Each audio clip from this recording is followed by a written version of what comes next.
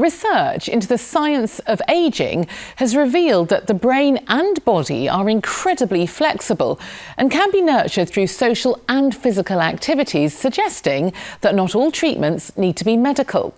Nick Thatcher found out how Royal Voluntary Service is demedicalising ageing so that more older adults can enjoy a better later life.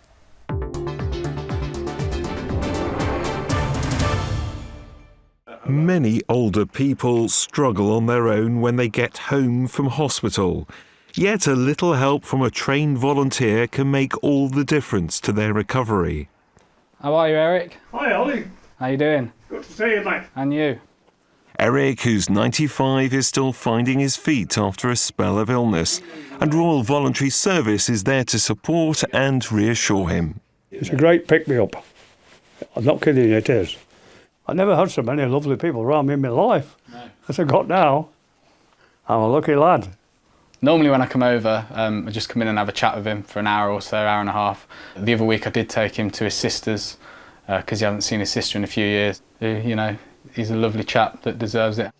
Volunteers like Ollie also help make sure Eric's cupboards are stocked with food, and when he's ready to go out again, they can introduce him to social activities where he can enjoy the company of others. Now we are using both hands, alternate left, right. Supporting older people to stay active, healthy and socially connected is what Royal Voluntary Service is all about.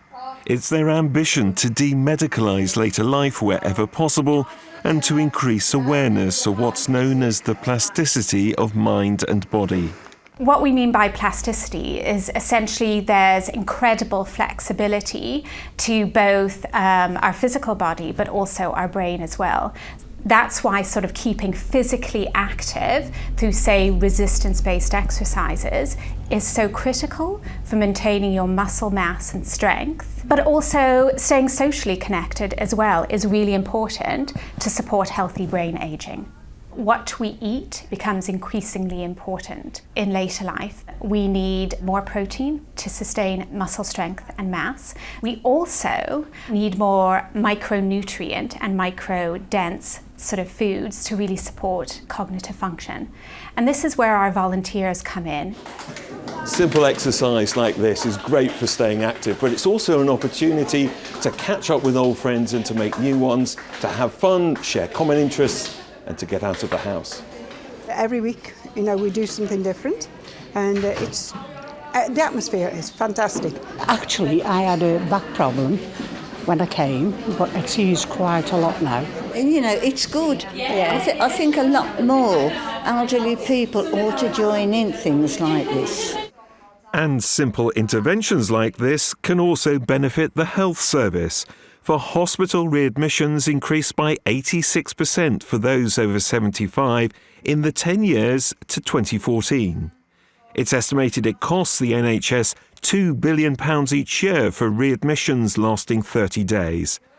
And older people could lose 5% of muscle strength per day of treatment in a hospital bed. One of the biggest challenges for many NHS trusts is that people are spending longer in hospital. It's more difficult to discharge them, and often when they are discharged back into their own home, they to use the word bounce back within quite a short period of time. That has financial consequences for the NHS trusts.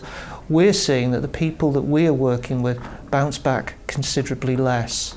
In fact, about 50 to 60% less than the national average. We're getting some fantastic results from our patients. Our patients who come in contact with the Royal Voluntary Service talk very openly about the really engaging experience. It's not just about the exercise, it's about the social interaction, the conversation, and the CQC report from Morecambe Bay particularly noted the use of volunteers was excellent. It was delivered in a partnership model, and volunteers are very much integrated into the way in which we do business. Royal Voluntary Service is there to support older people in what is often a challenging time in their lives. On Saturday I'll be here again. Jolly good. Take care of yourself. And for Eric, the help he's received from on the ward to back at home is making all the difference in supporting his recovery and helping him to know he's not alone.